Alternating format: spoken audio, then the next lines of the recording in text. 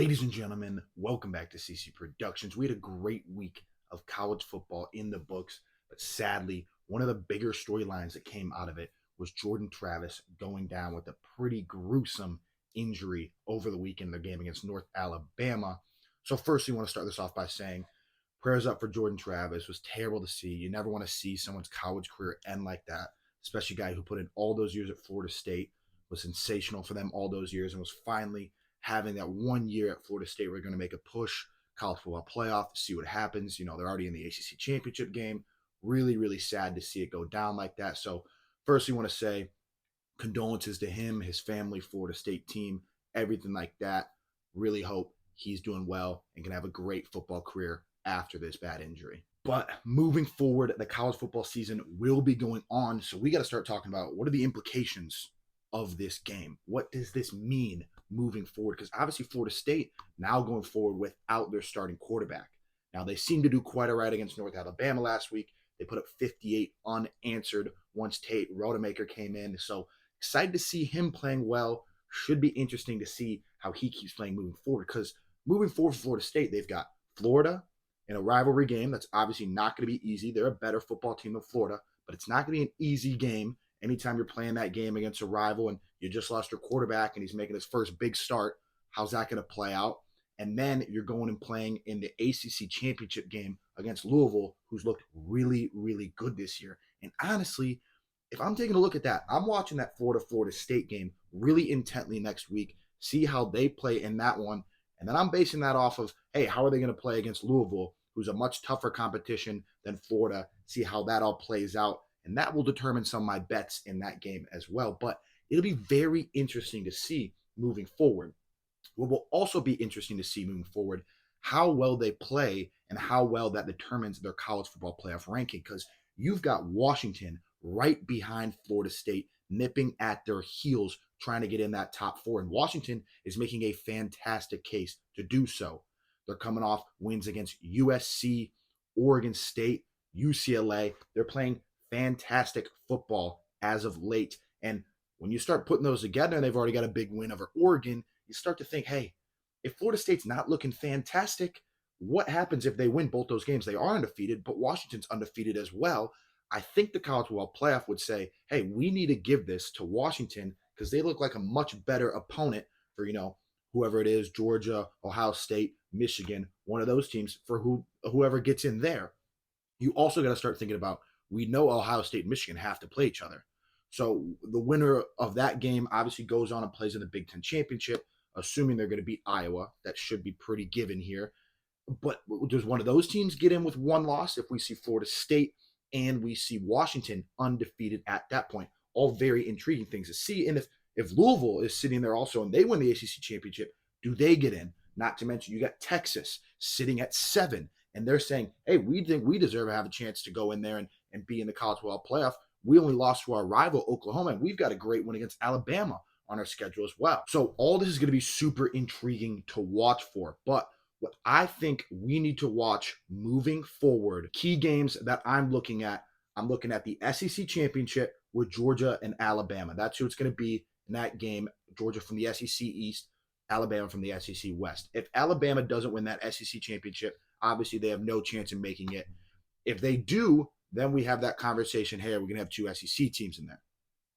Then you move forward. You take a look at the Big Ten.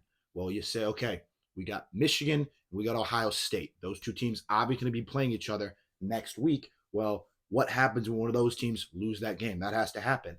That team's going to go into the Big Ten Championship, and I'm just going to assume right now they're going to beat Iowa. If Iowa wins that Big Ten Championship somehow, then the whole thing's chaos, and there's no point in asking me anything because I have no idea. So then you say, hey, we got to take in a one loss Ohio State, 1 loss Michigan. That's a big game we got to keep an eye on as well. Then you move over into the Pac-12 championship. We got to take a look at that. We've got Oregon playing Washington in that one. Those teams have already met once. So what happens when they meet again? If Oregon wins, is that more valuable than Washington's win when they beat them earlier? You take both of them. I think in the Pac-12, if Washington loses, there's going to be no one from the Pac-12 in there. Unless there's some weird, situations like an Iowa win or anything like that. if Washington doesn't get in for the Pac-12, I don't think anyone's getting in.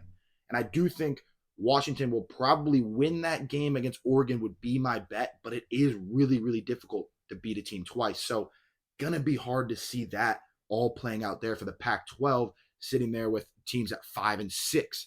Difficult for them. Then obviously the ACC championship, we went over that with Louisville playing Florida State. We've got to see how that plays out if Tate Rodemaker can make some plays, get them into that college football playoff undefeated.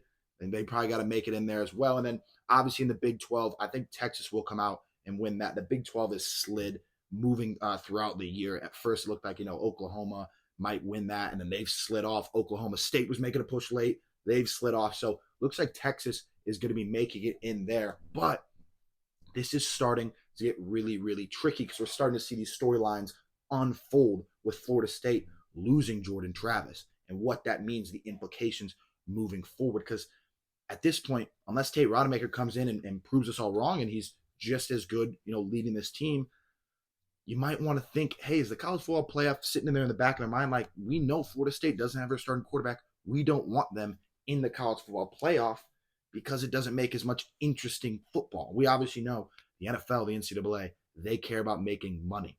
So my prediction for the college football playoff, I think Georgia's going to make it in.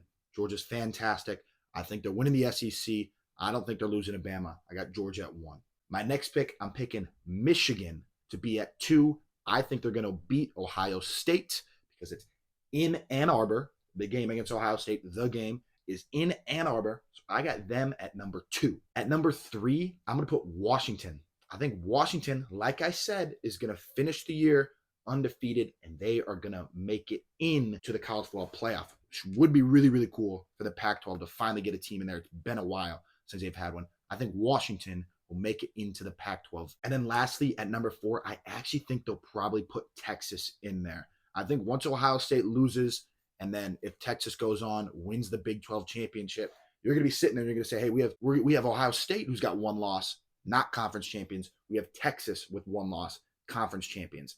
At that point, I think they're going to have to give it to Texas. So that will give us Georgia, Texas, Michigan, Washington. Of those 4, I think, honestly, I think Georgia will make it. Obviously, I think they'll beat Texas. I think Washington will be able to put up a really, really good fight against Michigan. I really like them. I think Michigan will probably win, but just for the fun of it, I'm going to say Washington in that national championship. And I don't want to pick Georgia 3 years in a row. So you know what?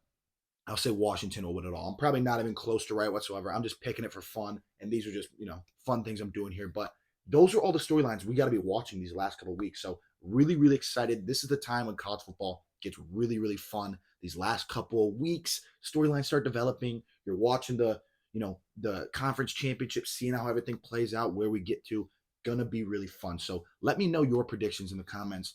Like the video if you enjoyed. Subscribe as always so you don't miss any of the content. And until then, I will see you next time.